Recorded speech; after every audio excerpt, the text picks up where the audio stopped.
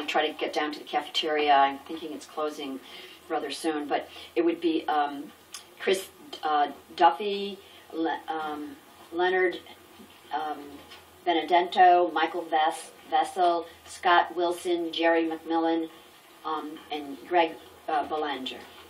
So anyway, next please is Chris Duffy.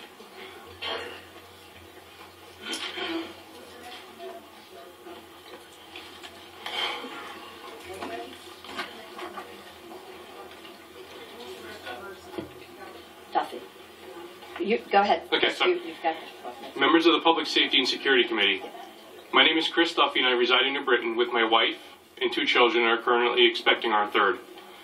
I'm here today to oppose SB 1076 and also to say that I oppose any other proposal that taxes, confiscates, adds licensing requirements to, or adds in any way to the monumental amount of laws and regulations regarding firearm ownership in this state. There are 180,000 permit holders in the state to carry a pistol or a revolver, and many, many more who own long guns of every type. What laws have they broken that we as free citizens deserve these draconian proposals?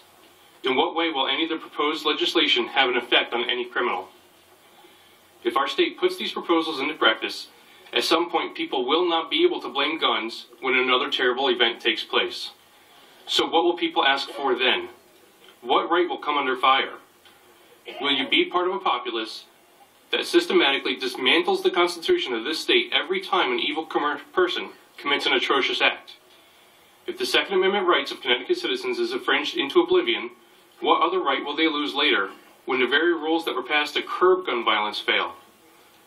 To pass on to our children a state that not only has a dangerous level of deficit, but a state that no longer has the right that they deserve as free citizens would be a tragedy.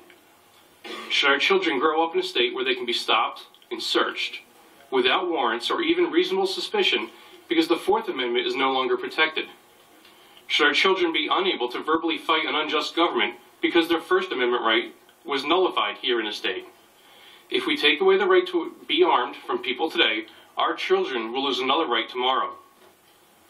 The proposals being heard today are a disgrace to all who fought to protect our rights, from all branches of service and from all walks of life.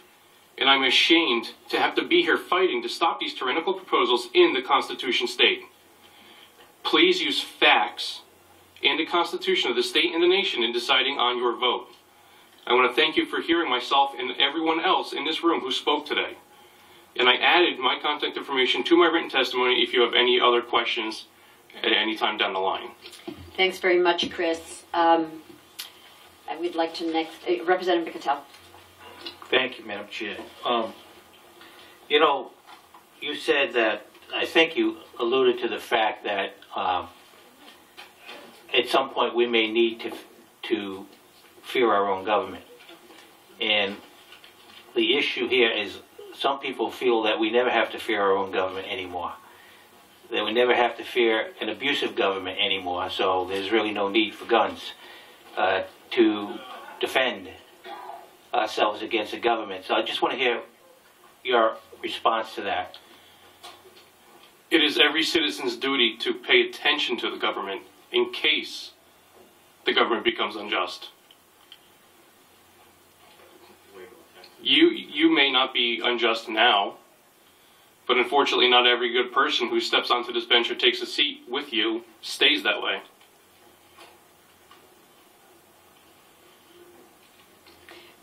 Representative Patel, if you have relinquished, thanks so very much for being with us today. Chris? Thank you for allowing me to speak. Yeah, absolutely.